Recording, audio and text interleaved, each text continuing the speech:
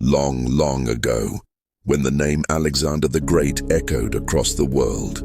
He was known for his courage, power, and an unshakable will to conquer. One by one, he defeated kingdoms, ruled vast lands, and made the world bow before his sword. But as his empire grew, so did his pride. Deep within his heart, a new desire began to rise, the desire to become immortal. Alexander thought, "I have conquered the world. Now I must conquer death itself." He believed that if immortality existed, then he was the one destined to find it. Soon, rumors reached him.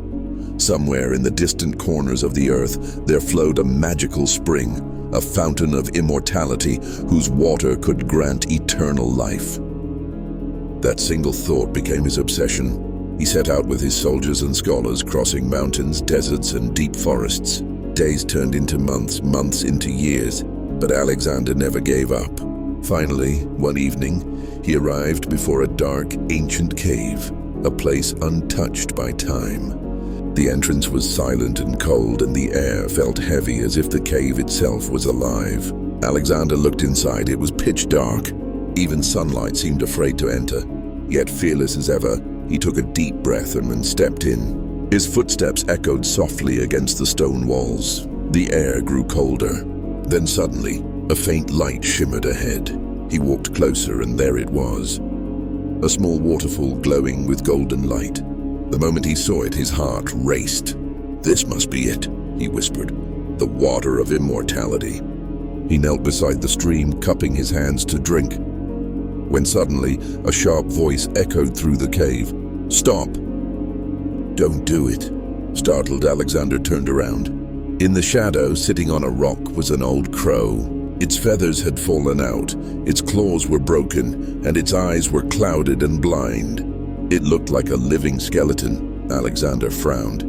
"Who dares stop me?" he shouted. "I have conquered the world. No one can tell me what to do." The crow let out a weak, bitter laugh. "I once said those very same words," it replied softly. "I too came here searching for eternal life. And yes, I drank from this stream." Alexander stared, confused. The crow continued, "At first it felt like a blessing. I thought I had defeated death. But soon I realized it was not a blessing, it was a curse." His trembling voice filled the cave. "I have lived for centuries," he said. "I have seen my friends die, my children grow old and fade away, my world change 1,000 times. And I have remained here alone. A tear, or maybe a drop of the same immortal water, fell from the crow's blind eye. I wish to die, Alexander," he whispered, "but I cannot." For the first time in his life, Alexander felt fear. He looked at the shining water, and suddenly it no longer looked divine. It looked deadly. He stood there silently for a long moment, his mind heavy with thoughts. Then slowly, he turned his back to the fountain and began walking out of the cave.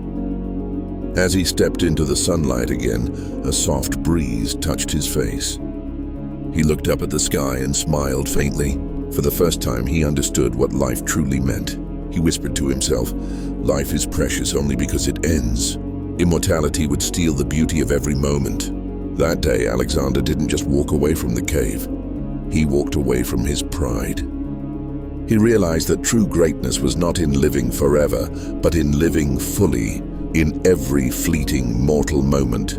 Moral of the story: happiness doesn't wait for success or for the perfect time. It lives in the small, ordinary moments. A smile, a breath of fresh air, a sunset, a warm conversation. Don't chase immortality, chase the feeling of being truly alive. Because life is beautiful, not because it lasts forever, but because it doesn't.